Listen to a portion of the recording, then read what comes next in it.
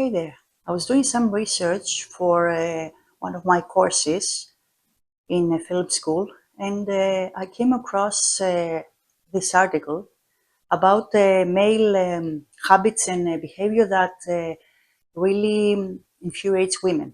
So I thought that was very, very interesting. So I put together a list. Let's start.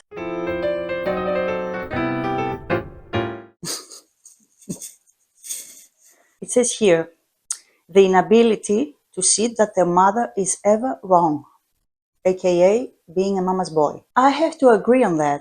In my experience, most men tend to listen to their mother, categorically refusing that she's ever wrong. They think that mom is right, mama does everything right, and so on. I think that it also depends on the way that the man is brought up, and a woman for that matter, of course. But now we're talking about men. I've noticed that in families where mom is not working and she's managing the household and taking care of everyone at home, it is most probable that the young men and later on the adult men will develop this habit, let's say, of expecting that the woman slash wife slash partner does the exact thing, that she will serve you, essentially. And I think that it doesn't really matter whether a woman works or not nowadays, because a lot of women do work, whereas in the past they didn't. And among others, let us not forget that this woman has to remain irresistible, to remain very beautiful. Long story short, to be superwoman. And my question is this. Okay, so you want a superwoman who will manage everything and anything and still take after herself. I mean, her appearance, and be erotic and be a great lover. If you expect a woman like that, what's in it for her? You want superwoman, right? What are you bringing on the table?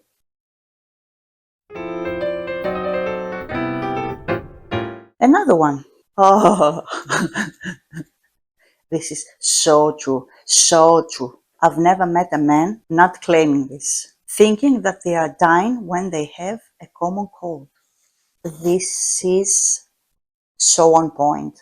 When a man has a cold or thinks he has a cold, they automatically think they're dying. So they take the temperature and it's 37 degrees Celsius, let's say. Oh, I'm not feeling well. Oh, I'm gonna die. Oh, there's something seriously wrong with me. Oh, take me to the hospital.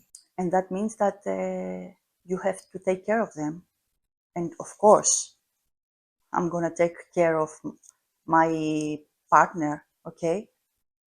I do that either way, but not when he is in a pseudo cold state.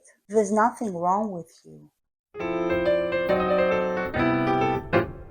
This is also very, very common and very annoying. Finding farting unbelievably funny.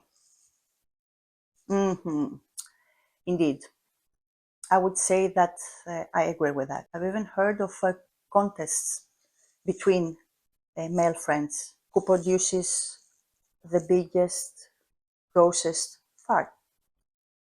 It's a very typical male, and of course, they don't seem to care if anyone's next to them. Worst of all is when you go out to, a friendly couple's house and they fart in front of everybody. Or they stand up and go towards the window door. They fart silently. But then, and excuse me for saying that, I know it's gross, the smell is so horrible that anyone knows. And how is it that when you don't want the wind to blow a certain way, it always does? Ew.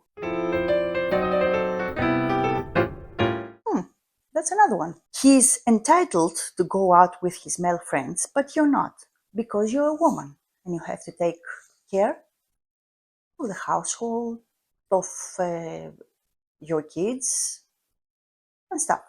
Once I knew a guy who was married, and I think they had one kid, little baby. Yeah. He would go out every weekend with his friends.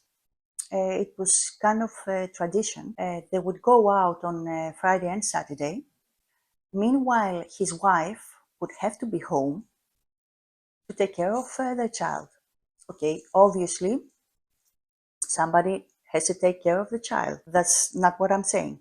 What I am saying is that he wasn't willing to take care of the child so that his wife go out with her friends, because he said that you're a woman. Women belong at home. They should be running the household and family and kids.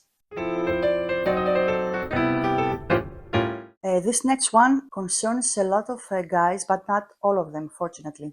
Their pathetic flirting style, treating you like a call girl. The more times change, the more things stay the same. This is one way to put it. But on the other hand, as society evolves, 9 out of 10 things only gets worse. Flirting being one of them. When I was in my 20s, the way that flirting worked was we would go out, have a drink with our friends, take a walk by the sea.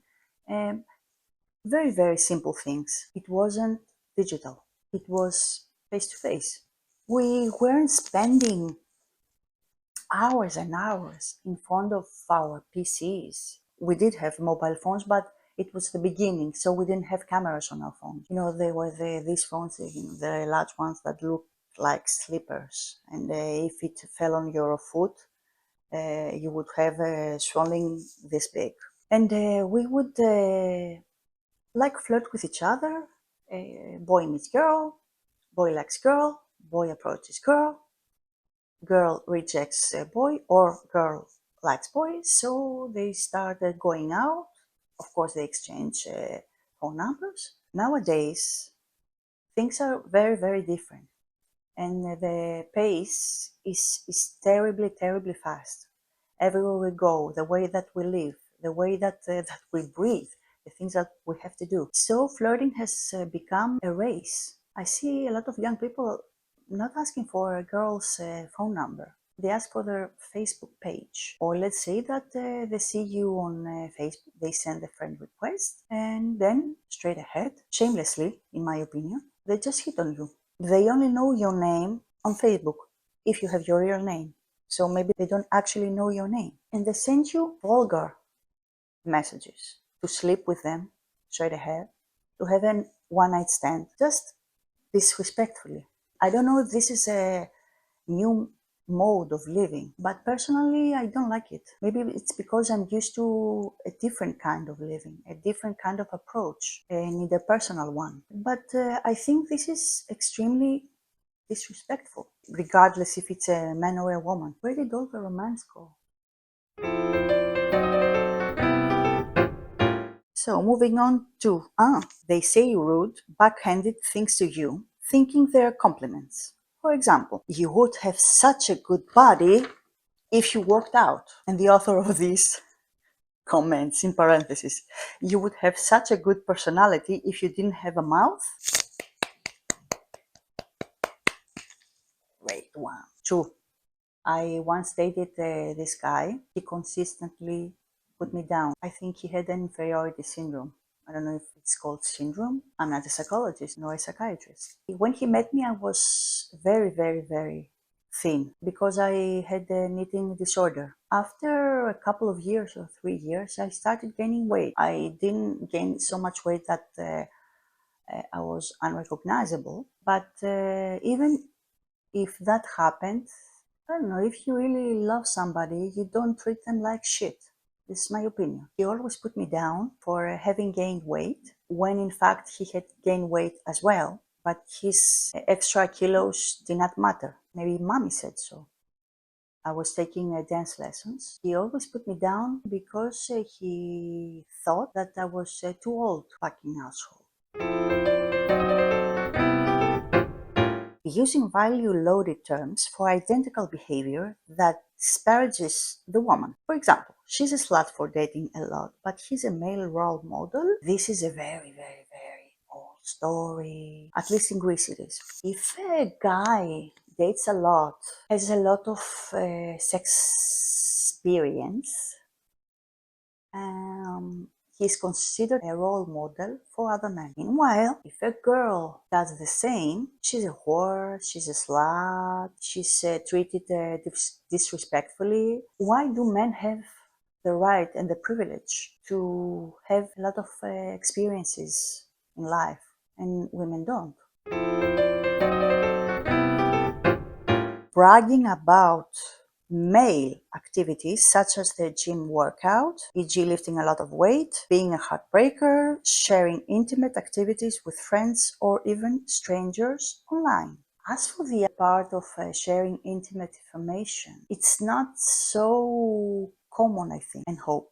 It's even rarer to share intimate information with people online that you don't even know. But I had such an experience. The same guy that put me down for my weight, he would discuss things about us, personal information about us, about our relationship that ought and should stay between the couple. He was sharing them with people he didn't even know. He would talk to girls online that he had befriended and ask them, my girlfriend has this issue and we're dealing with this issue in our relationship. What's your point of view being a woman? This is really shitty. Oh, this is very funny. Well, they're being really bitchy. This comment here said, I call it male menopause. Personally, I say that the only thing worse than a woman in her period is a man in his period. And I think no further comments are needed.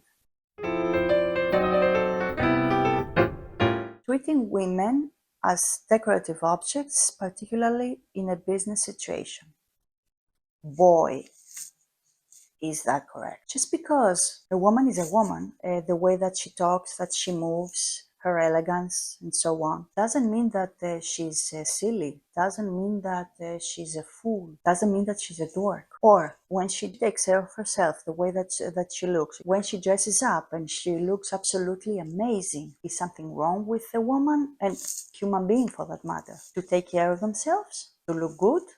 There's another fact, let's say. A lot of people think this doesn't concern only men, but it also concerns women. They think that a beautiful woman who advances in her career does so based on her looks, what she can do with her looks. So a woman is not capable of finding a job, keeping a job, progressing in her job, being a valuable member of a company when she's beautiful. Their scenario is that she slept with at least one person to get where she wanted. It's a curse to be beautiful and take care of yourself. It's a curse to be smart. This is all for now. Thanks for watching. I will do a similar video of annoying things that women do and infuriate men, or even women. I don't know. That's a good idea. Stay tuned, smile, and dream on. Catch you later.